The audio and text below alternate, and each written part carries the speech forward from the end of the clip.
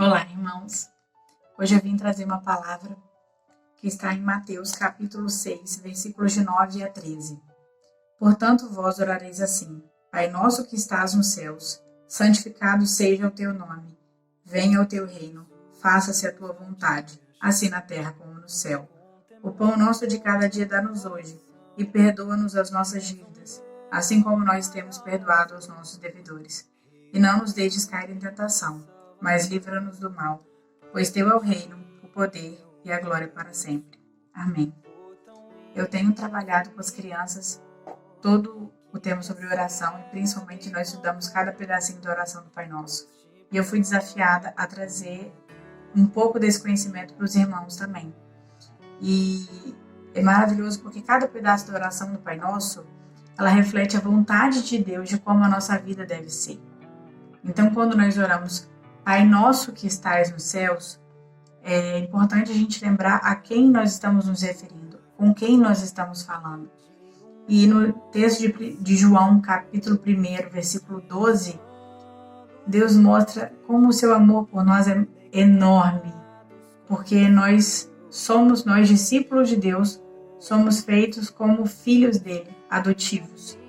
Então, nós somos discípulos de Jesus, então Deus nos adota. Fazemos então agora parte da família de Deus e somos herdeiros de Deus. E aí, quando a gente fala Pai Nosso, não é meu Pai, é o Pai Nosso, dos nossos irmãos. Então, nós devemos amar ainda os nossos irmãos e as nossas irmãs. Continuando a oração, quando ele diz, santificado seja o teu nome, santificar significa tornar santo, manter especial para Deus. Então, quando Jesus ora, santificado seja o teu nome, o que ele queria era que o nome de Deus fosse amado por toda a terra. Queria que todos conhecessem a Deus e amassem verdadeiramente o seu nome. E somente quando a gente entende a grandeza da santidade de Deus, é que a gente pode perceber como é impossível dedicar a honra devida a Deus. Continuando, venha o teu reino. O reino de Deus, ele veio com Jesus e é conhecido onde quer que Jesus seja o Senhor e soberano. Então, o reino de Deus está em nós, quando nós reconhecemos Jesus como Senhor e Salvador da nossa vida. Seja feita a tua vontade, assim na terra como nos céus. Nós precisamos de ajuda para fazer a vontade do Pai.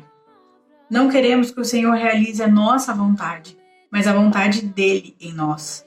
Porque, graças a Deus, o Senhor não faz todas as nossas vontades, porque a vontade de Deus é sempre melhor para nós do que a nossa vontade realmente. Então, a gente nunca vai conseguir agradar realmente a Deus. Então, a gente vai sempre precisar dessa ajudinha. E não há nada melhor do que viver no centro da vontade de Deus, não é mesmo? Continuando, o pão nosso de cada dia nos dá hoje. Nós precisamos aprender a ter um coração moderado, sem grandes preocupações para o futuro. O pastor Nicodemos diz que a gente não pode pedir o pudim, mas o pão a gente pode pedir. Então, um coração moderado. O Senhor não vai deixar faltar o básico, o arroz, o feijão. Isso nós podemos contar. E nós precisamos pedir também disposição para o trabalho. E quando a gente fala o pão nosso de cada dia nos dá hoje, essa frase está no plural. Então a gente deve orar para que não falte a comida na mesa dos nossos irmãos, para que não falte o trabalho para os nossos irmãos, para que os nossos irmãos eles tenham disposição para trabalhar também.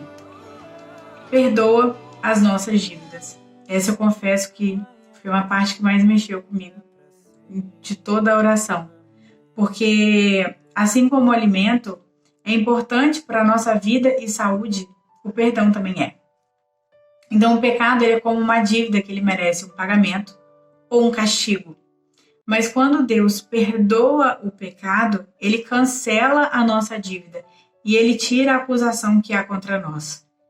Deus perdoa os corações que são realmente arrependidos.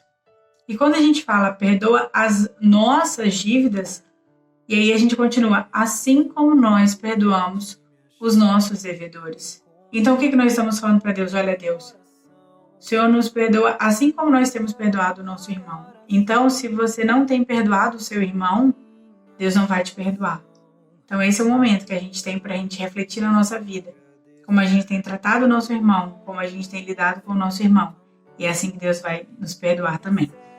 E para finalizar, não nos deixes cair em tentação, mas livra-nos do mal, pois teu é o reino, o poder e a glória para sempre. Amém. O Senhor Jesus foi tentado por 40 dias. Não foram dias fáceis. E também nós não estamos livres disso. Mas como é que o Senhor Jesus, então, se livrou dessa tentação? Como é que nós temos que fazer? Nós temos que ter uma vida de oração. E principalmente, Jesus venceu Satanás com a palavra de Deus. Ele foi citando os textos bíblicos e assim foi contradizendo Satanás. E é isso, nós devemos nos revestir da armadura de Deus e utilizarmos tanto a oração quanto a leitura da palavra de Deus para que essa tentação não venha sobre nós. E amém. Que seja feita a vontade de Deus e não a minha e não a sua. Que o Senhor nos abençoe, que possamos ter uma vida de oração, uma vida voltada para Deus, que possamos estar meditando na sua palavra cada dia. Em tua glória e esplendor, teu é todo domínio, toda honra e poder, pelos séculos dos séculos.